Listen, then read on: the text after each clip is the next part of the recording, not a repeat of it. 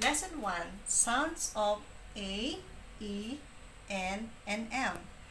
A is represented by big circle, while E is represented by small circle. N is represented by short straight line, while M is represented by long straight line.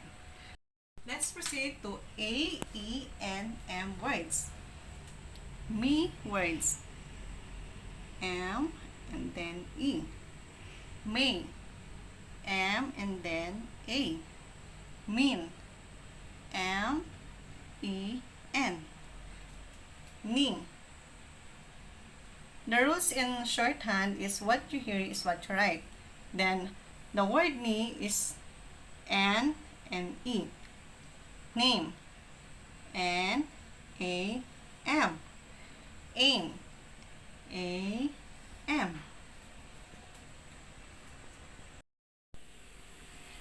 Now let's practice guessing this stroke. A, E, N, M practice. God is in blank. What stroke is this?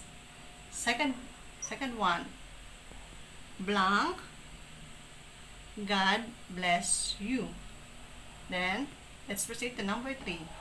All blank will kneel. The number 4. In the blank of the Father. 5. Blank high. Give me your answer in the comment below.